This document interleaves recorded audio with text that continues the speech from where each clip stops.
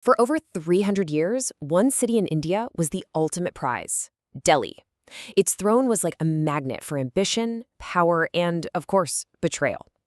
It led to this relentless, bloody struggle that completely shaped the course of history. So let's dive into the story of the dynasties that fought and died for it.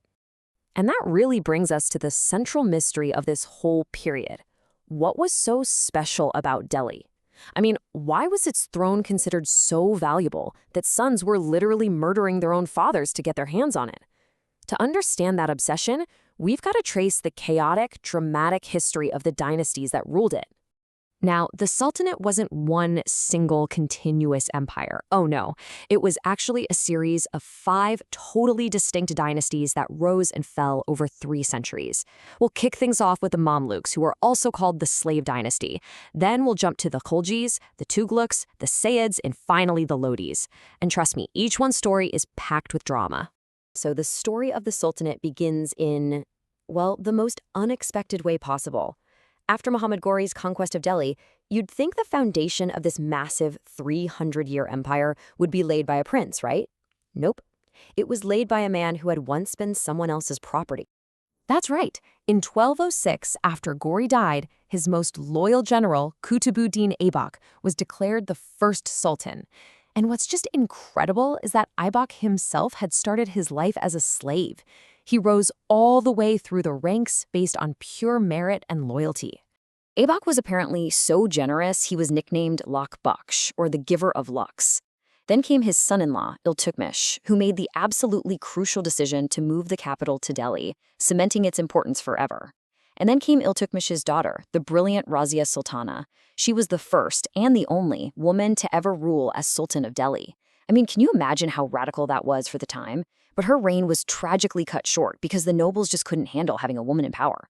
After a bit of instability, the throne was seized by Ghiyasuddin Balban. And let me tell you, the whole game changed. He got rid of the powerful council of nobles and declared himself Zil-e-Ilahi, the shadow of God on earth. Talk about an ego. He ruled with an absolute iron fist, had spies everywhere, and built a massive army. With Balban, the Sultan was no longer just the first among equals. He was everything. Well, the slave dynasty couldn't last forever. It weakened, and power was violently seized by the Khiljis.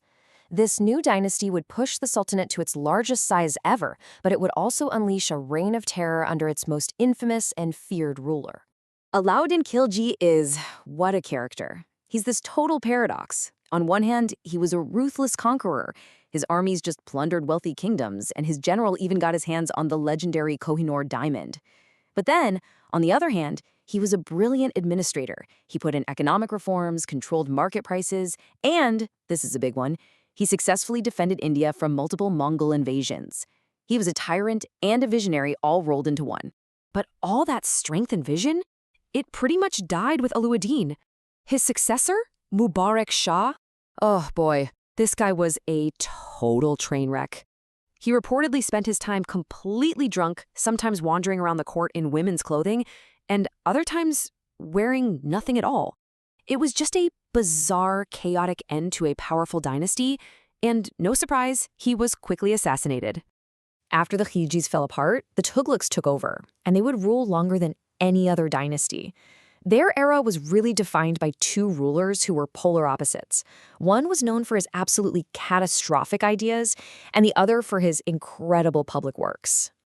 Okay, let's start with the chaos. Muhammad bin Tughlaq is famous for his disastrously bad schemes. So, to protect the empire from the Mongols, he decides to move the capital 1,500 kilometers south to Daulatabad. And he didn't just move the government, he forced the entire population of Delhi to march with him. The second they left, the Mongols nearly took the now empty city. Realizing his massive blunder, he ordered everyone to march all the way back, a journey that cost countless lives. And you think that's bad? It gets worse. He also introduced something called token currency. He issued cheap brass and copper coins and just declared they had the same value as gold and silver. So what happened? Predictably, every home became a private mint. People were making fake coins in their backyards, the economy completely collapsed, and the whole disastrous experiment had to be shut down. But then came a complete 180. Muhammad's successor, Firoz Shah Tughlaq, was his total opposite. He focused entirely on public welfare. We're talking hospitals, canals, entire new cities. He even set up bureaus to help poor people find jobs and arrange marriages. His reign was all about being a builder and a reformer. After Firoz Shah died, though, the Sultanate began a slow, painful decline.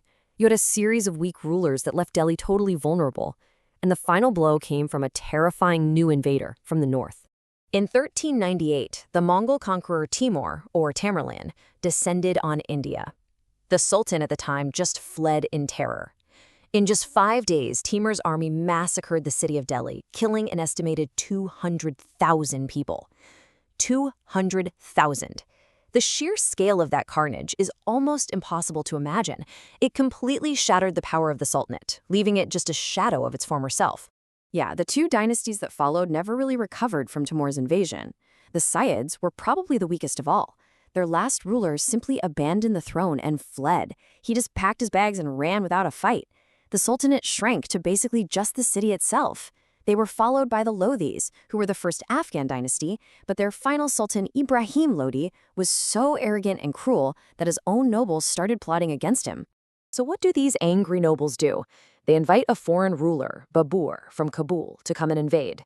In 1526, at the First Battle of Panipat, Babur's smaller but much more advanced army crushed Ibrahim Lodi's forces. And just like that, it was over. The 320-year reign of the Delhi Sultanate was finished, and a new power, the Mughal Empire, was born.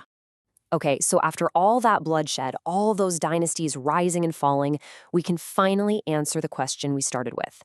Why was everyone so obsessed with the throne of Delhi? What was the big deal? Well, the answer really lies in 3 key factors.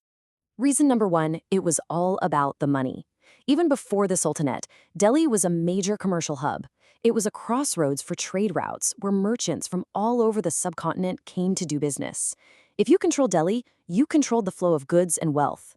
Reason 2, which is tied right into the first, was just how rich the city itself was.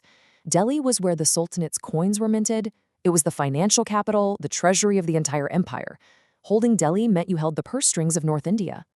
And finally, the third and maybe the most crucial point of all was its strategic location. From Delhi, a ruler could coordinate and control the vast plains of northern India. It was the nerve center, the perfect home base to launch military campaigns and run an empire. It was the ultimate power move. At the end of the day, it all boiled down to a simple, powerful truth. For centuries, everyone understood that if you wanted to rule the subcontinent, your path had to go through Delhi. He who won Delhi won Hindustan. Makes you wonder, doesn't it? In many ways, does that power still hold true today?